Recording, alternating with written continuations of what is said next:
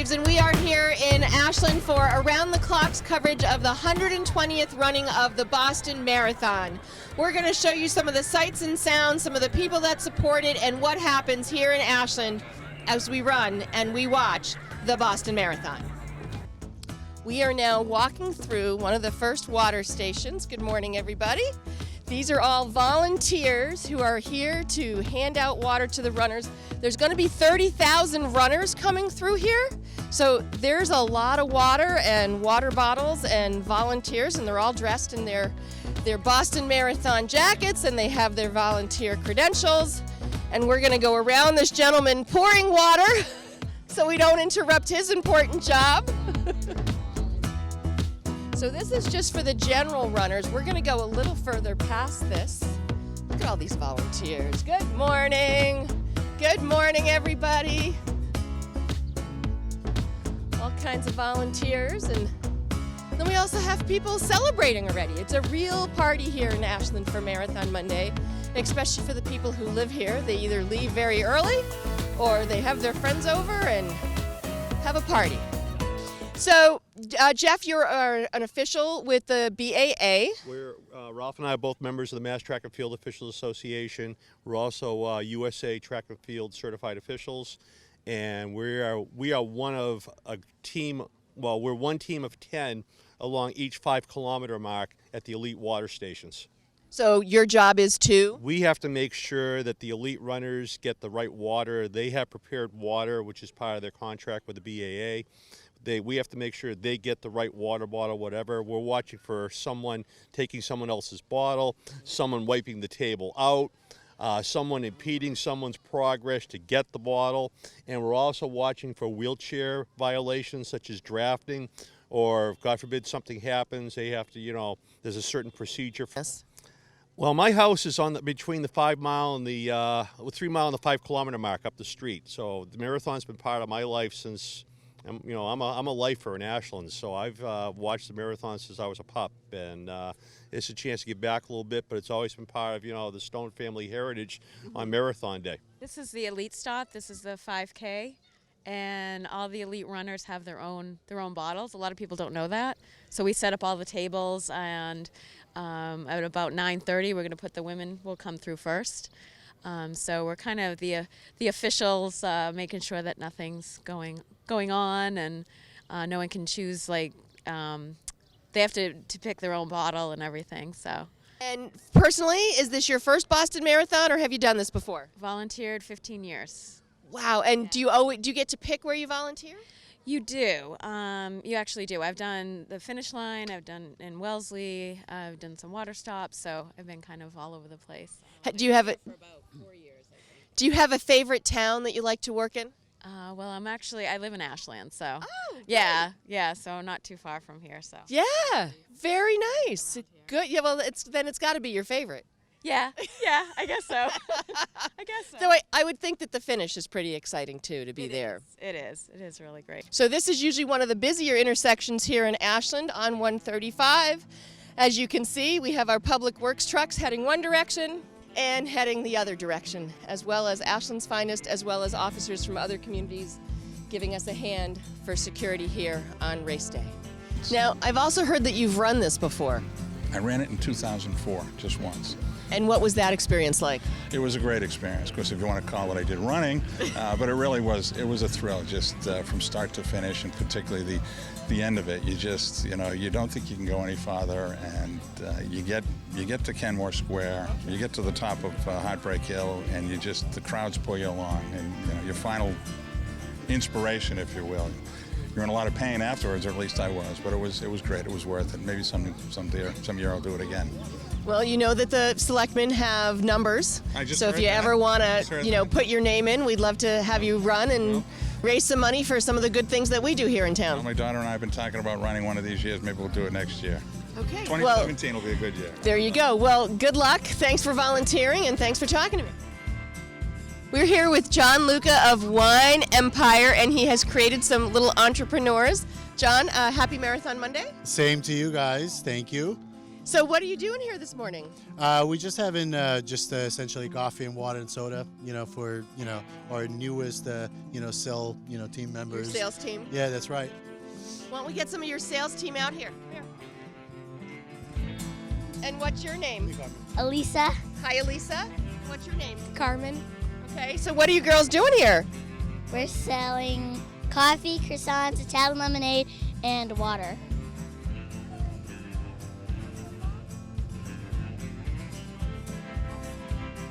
Well, we're making our rounds to some of the businesses that line 135, and we are currently at the Rite Aid at the intersection of 135 and Cherry and Summer Street, and we are here with Linda DiTomaso.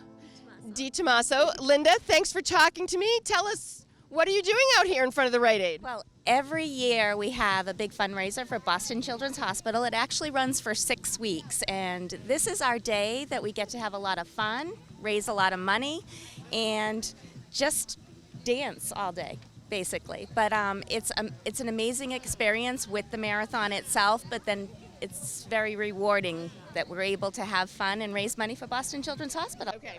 Now, we all know Coach T because you used to be a softball coach here in Ashland, but you still are involved with this. Yes, I am. Okay. I've been involved with this since 1992. Okay. I think that was the first year the race went pro. And the BAA came to the local areas and needed volunteers. And our deceased and very popular track coach, Bill Kunis, was the one that they approached. And he came to me and said, can we get some softball players? Can we get some, and he got some track runners. Right. And we had a group of students at the time who helped out with the volunteering, and we've been doing it ever since.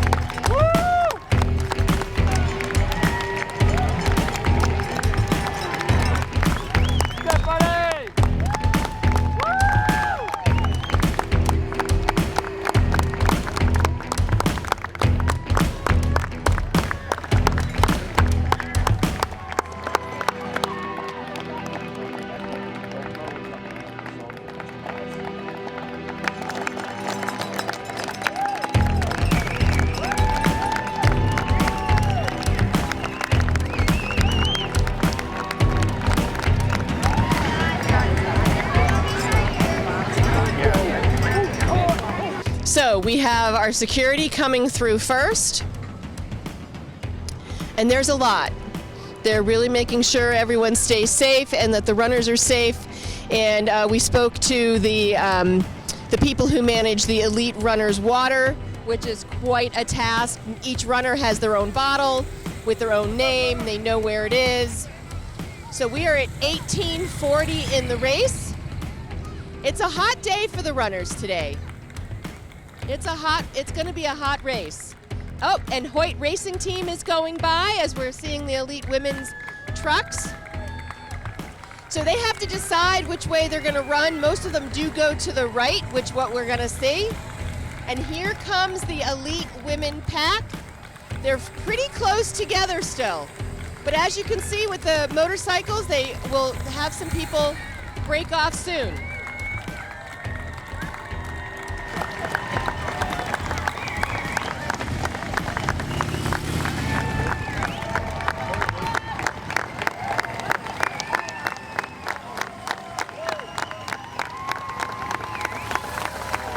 Yep, about 15 or 20 elite women have just run by.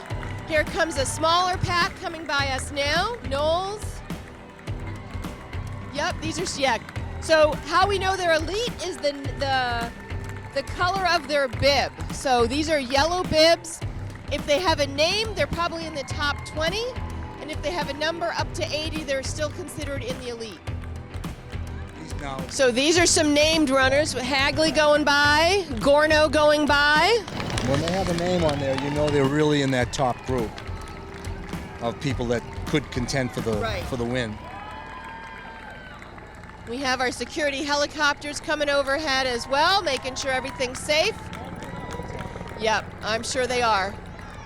We have some more named runners: Pierce, Skeels, Barry, Wren. They do have some higher numbers. Some of them are in the hundreds still. Yep, another group coming through.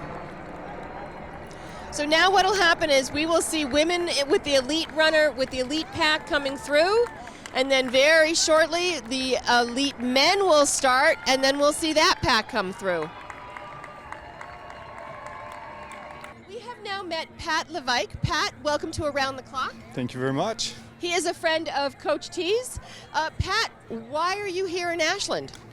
I came because Bob told me to come to see the girls I came with pass by, and right after I'll try to meet them at the end. And this is a wonderful place. The ambience is very good and the weather is perfect. Yes.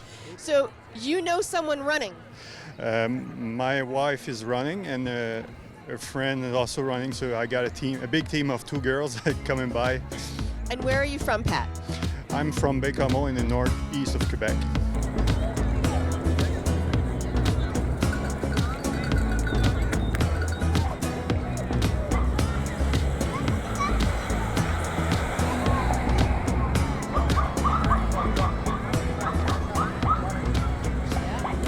Good to go. So it looks like they're coming. We got the lead men timing truck. They're at 15:44 coming by us, a little bit faster than the women. The women were at about 18:40. There are 2 Americans in this lead pack, hopefully. Well, let's see if we can catch number 21, Yep. Ian Burrell, as he speeds by. Yep. So we have the men's press truck going by us. It's quite a feat. Our first runner coming by is Igarashi, And he's got number a good, 23. He's got a good lead on it, Yep, but, yeah, quite a lead on the I pack. don't think it makes much difference here at the 3-mile mark with the Kenyans, the Ethiopians. Right, as we've seen with many of these, it's not necessarily who's out front first. That's right.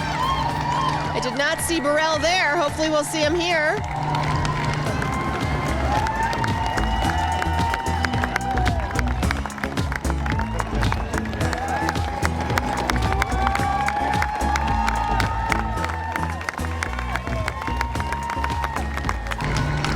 There he is, one of the American lead runners, number 21.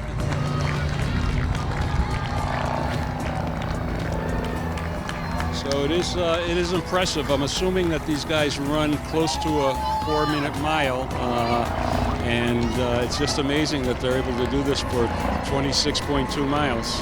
Yeah, based on the records that I was looking at, they'll be in Boston within anywhere from 2 hours and 5 minutes to 2 hours and 20 minutes. Very impressive, but I'm sure the weather today, it's upwards to 70 degrees. It's going to take a little bit of toll out of all the runners. It's a great day for spectators, but a day like this is not great for the runners. Yeah, and compared to last year with the rain and the coolness, this is dramatically different. So. Yep. So we have some more of the lead runners, the elite pack. I believe the red is again a different group than the yellow tags that we see for the elite. So a wave. Now the wave is starting to come of the first wave of runners. Okay, so the red tags are probably the first wave that left just after the elite men. So yes, yeah.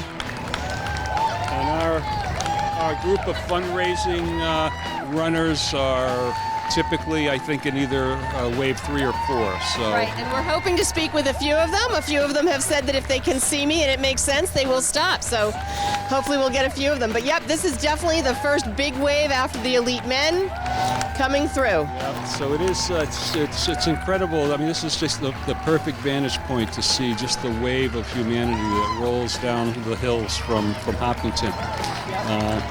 But I think we would be remiss, Yolanda, if we didn't talk about the fact that it all started here. That's true. The Boston Marathon, when it first started, all started in Ashland. And then because they changed the course to be 26.2, and because John Hancock became one of the major sponsors, they decided to, I'm sorry, it was when the Prudential Company became a major sponsor, was when they moved the finish line.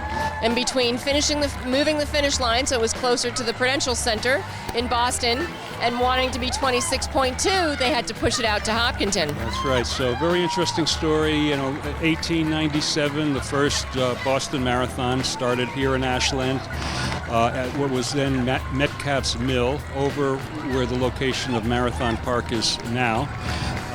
And it ran from that start line right through 1924. The actual Olympic distance of the marathon, 26.2, was created in 1908. It wasn't adopted for the Boston until 1924. So interesting history, but yeah, it did all start here in Ashland. That's right. The message is it all started here. So we're moving over. We were a little closer, and now you really see the waves of people coming by. This is such a great shot, watching them all the way through this area of 135. Be interesting to speak to some of these folks as to what their training regimen was in preparation for this. I'm sure in this first wave, many these folks have probably done many marathons in their athletic careers. But these are the people who have qualified by running other marathons or half marathons, and they're invited to come and do Boston. And the field was capped at 30,000, and that includes the people who have qualified and the people who are doing it for charity. So yeah, it's just a great vantage point here outside of Honeydew and Wine Empire and Marathon Deli. Yeah, Marathon Deli, appropriate name. It's making me hungry. So hopefully at the end of, once the waves get through, our local businesses will reap some of the benefits of the crowds here today. Good. Let's hope so.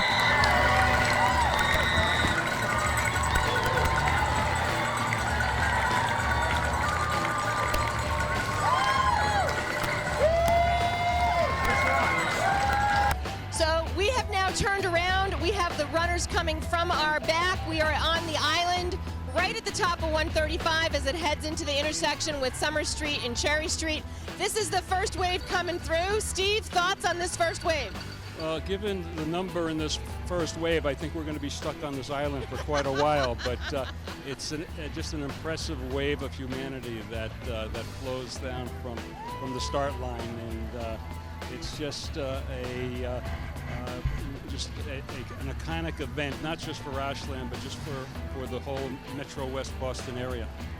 Well, and what's really cool is we've turned around. We were watching them come down. You can now see them run, and then you can see them start up that other hill. Past years, we've stood at the Telecom building, so this is a very different view. This wave probably has about 10,000 because there's 30,000 runners, so the first wave probably 10,000, and then or maybe a little less because they're in 4, but yeah, it's amazing. And what I always find interesting is the names on the people's shirts and where they're coming from to run this race. I mean, this is truly a world class and a world event. Sure, yeah, and it's not just the elite runners that come from all over the world. I mean, these folks that aren't necessarily running to win the race, but are here for the competition, their own personal challenge, come from all over the world. So it's just amazing to see the faces and just the nationalities, the diversity of the field. Stay with us.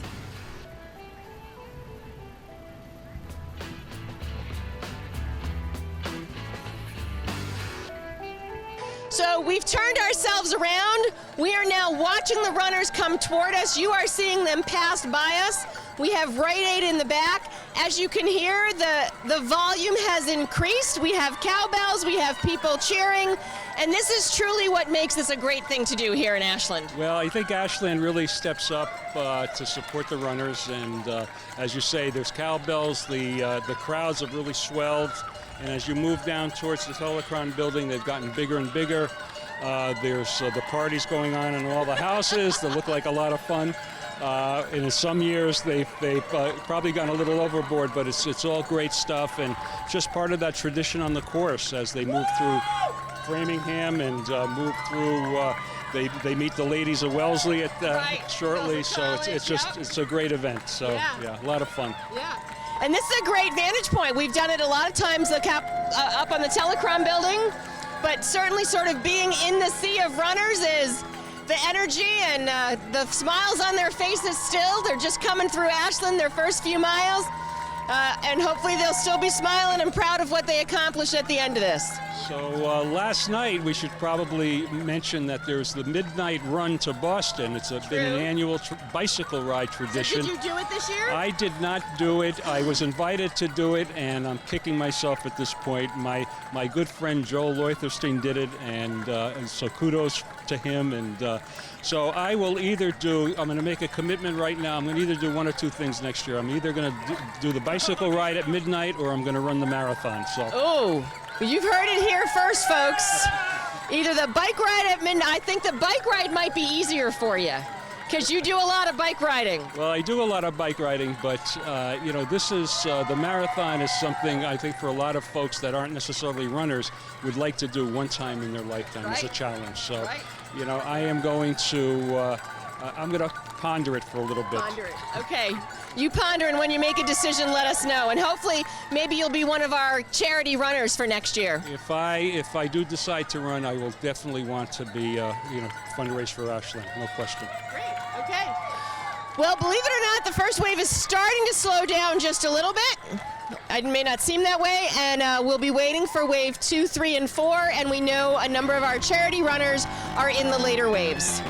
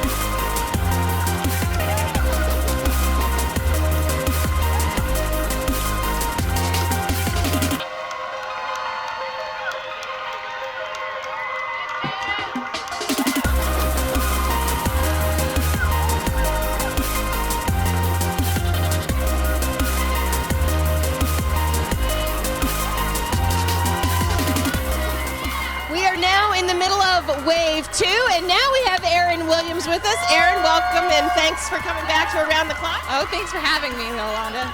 Now, it's a special day for Erin because she's not running, but her husband Phil is running. How are you feeling about all that?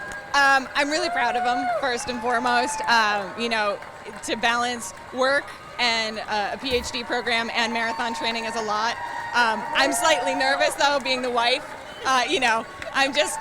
oh God, it's hot, oh God, this, so I'm just a little nervous, but it's a really emotional day. I always cry on Marathon Monday, no matter what. Like, when those wheelchairs go through, or the girl that lost her leg in the bombing, like, you just well up, and I've cried with just seeing my friends go by, so I can't imagine what it's gonna be like when I see him go by.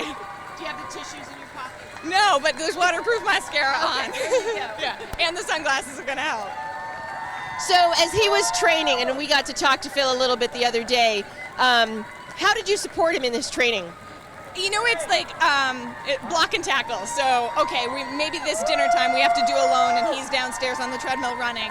Or I'm taking the kids somewhere and he's out for a run. And it's just more balancing it and allowing him to have the time. Like, you know, young parents don't have a lot of free time anyway, and we're so involved in town that cuts into it even more. So just really like giving him the space that he needed, and probably like a little extra nudging when he needed it too.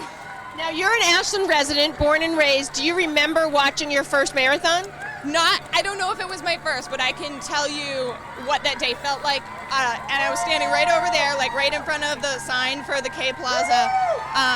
I remember having like a paper cut on my finger and still having my hand out, and the feeling of like wet, sweaty, salty hands hitting my paper cut, and I didn't care. It was so awesome. And some guy took off his t-shirt and gave it to me. It was from like the Los Angeles I think Olympics. I think the '84 Olympics were in LA, and it was like that t-shirt, and that was just such a memorable day. And I think I've only missed 2 or 3, and that was when we didn't live in Massachusetts, and that's the only years I didn't live here. Wow. So everybody knows where we sit, which is right down on the corner by Rite Aid.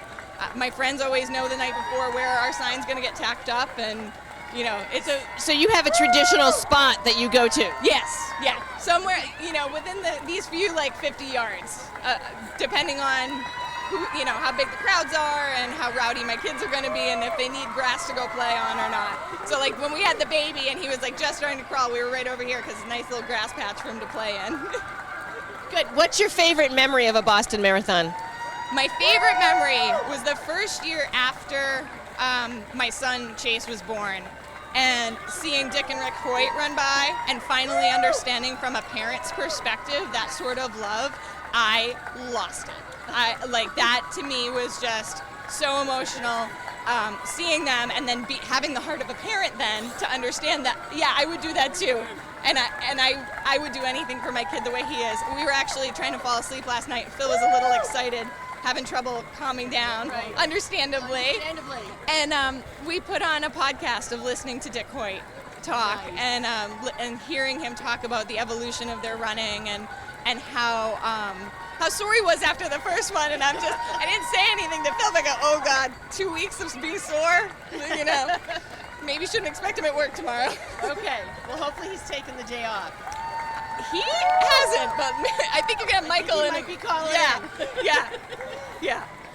Okay, so for people who are watching who don't know, Phil Williams, Aaron's husband, is actually the energy manager here in Ashland. So he works in town hall, so if you don't see him tomorrow, we understand why. Right. Okay, Aaron, thanks for watching this, and let's watch a few more of these runners go by. Awesome.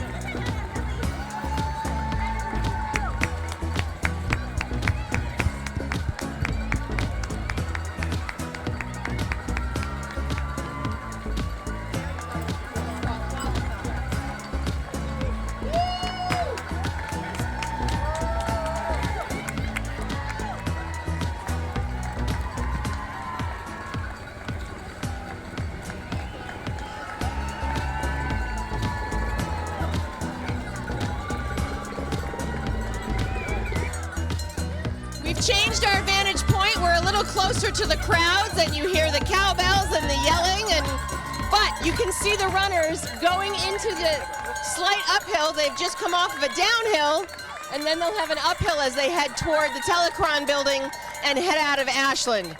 Aaron, you said you've been here all the time, so why do you like this spot? Well, one, it's where we live on what, you know, you kind of pick your location every year based on what side of town you live on, you know. So the south side of town, there's certain spots that are hot spots. And I think for those of us that live on the north and northwest side of town, being here is pretty easy, but also if you have kids, to be able to go back and forth between the waves and go to Kid Spot, that just makes the day more tolerable. Yeah, we used to go to the Pitaway.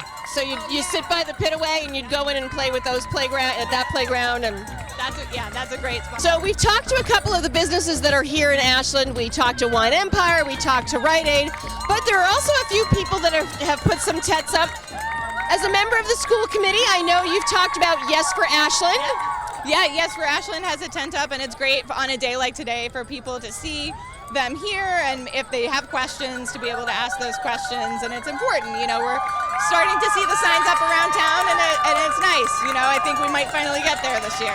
So tell us a little bit more about what Yes for Ashland is. So Yes for Ashland is they are promoting voting yes on the 2 override questions that'll be on the May 17th ballot.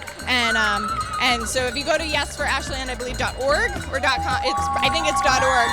There's lots of information about the override, but they host coffees. I'm actually hosting a coffee next Monday, where you can meet with the town manager and the superintendent, get a little more information about why this is so necessary for the town.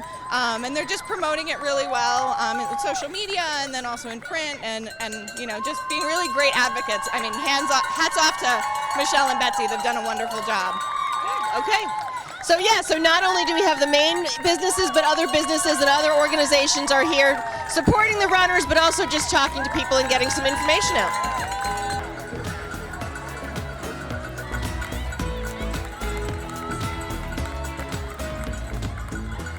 We are here with Doug and Juliana of Marathon Deli. They're one of the other businesses here along Route 35. And it's Marathon Deli. They make great sandwiches. And the best. So what's a day like this for you, Doug? Today it's our namesake. It's Marathon Deli, and it's kind of a slow day, but it's a good day for the community. Everyone's out. It's a beautiful day, and just here to have fun. Everyone to get together. Good. Plus my little girl's right here. First marathon. First marathon, and probably not her last. Nope, not at all. I think she likes the microphone. She is. She's grabbing the mic, huh? Yes. So, Doug, how long has Marathon Deli been in business? It's been in business. This will be our 19th year. We were down the street for 12 years, and we've been here for 6. So we're going on almost 19 years. And what's your favorite part about being here in Ashland and having your business here in Ashland? Well, I mean, Ashland is a small community, and it's great. I mean, I know probably 98% of my customers that come in here. I mean, you come in all the time. I come in all the time. And it's, you know, people's sandwiches, what they eat, and it's just a good sense of community and right here in Ashland, so it's good. Are you an Ashland resident? Yes, I am. I live here in town too, so it's good. It's you know, it's everything. I live here, work here. It's great. You know? Good. What's your favorite thing about Ashland? Ashland, just how, like I said, how tight it is. It's a lot of people know each other, and everyone gets together and helps each other out in this town. It's a good town to live in. It's, you know, it's a great town. Well, thanks to talking with us. Oh, she made it through.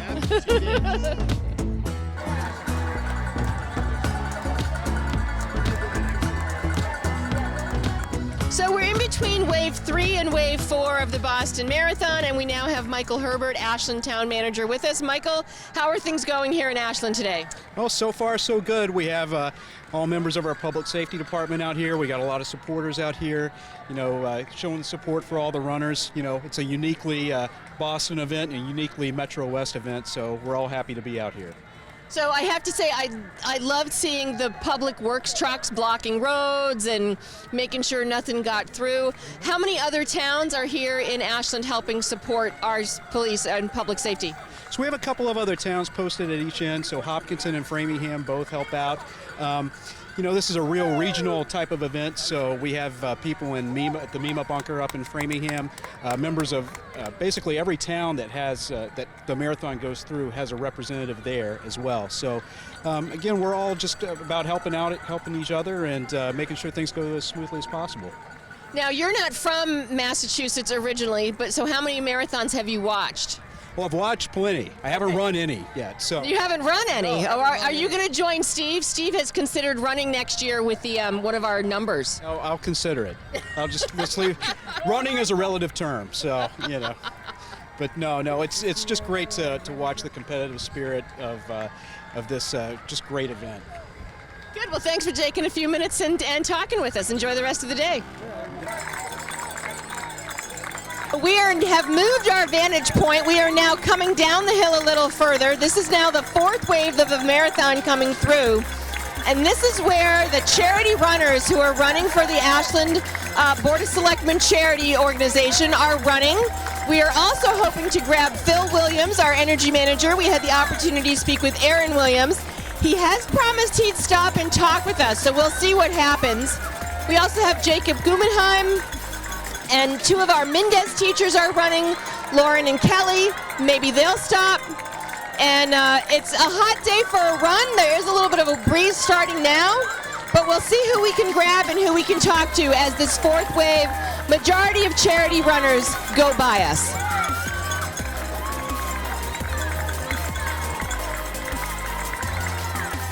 So in this group, we could potentially see the runners that are running for the National Organization for Running for Rare Diseases, or NORD, and they said they're going to have NORD on their shirts. We are also looking for Jess Kelly and Lauren Perry, and a few other runners here from Ashland, as well as Jacob Guggenheim, as they run the 26.2 miles for charity for Ashland.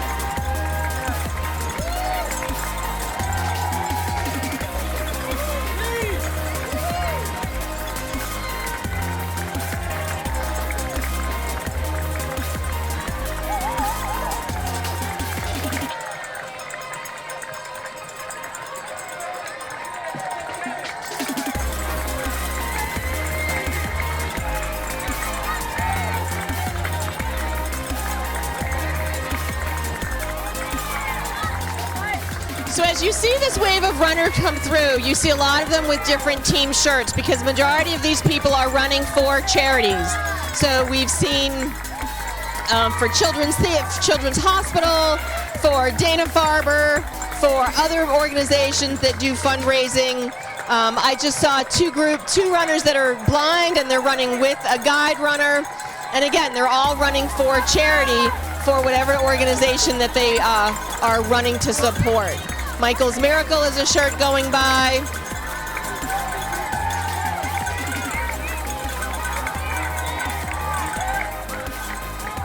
Brigham and Women's Hospital.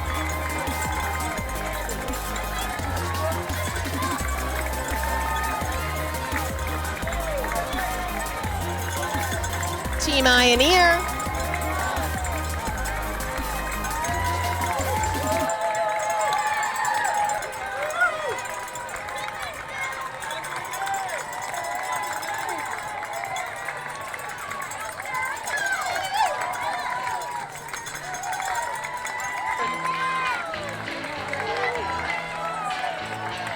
So this guy, the Boston Children's Hospital runners.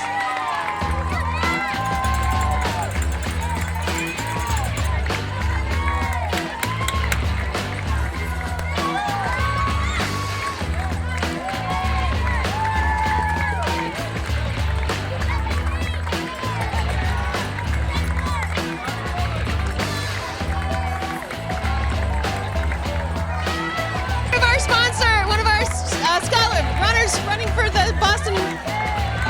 Okay, that was I don't know what to say. He surprised me, but that was Jacob Guggenheim, who's running to help with the BAA marathon money that we collect.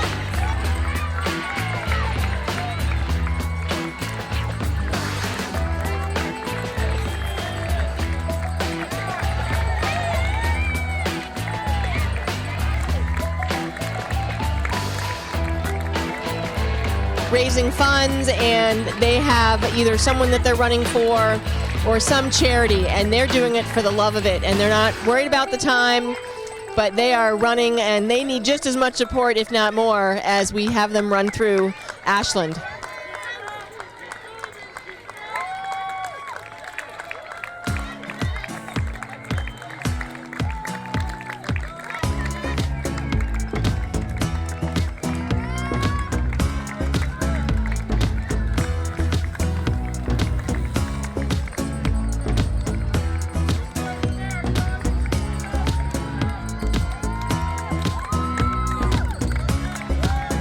Got him.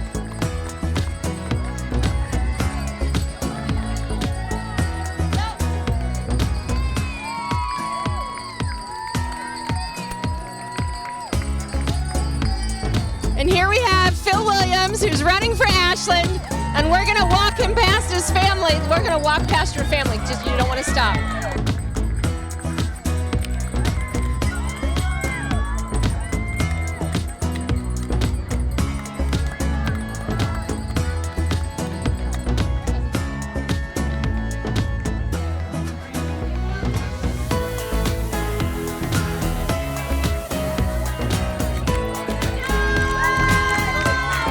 Okay, Phil, we're with you. You can do this all the way. Okay.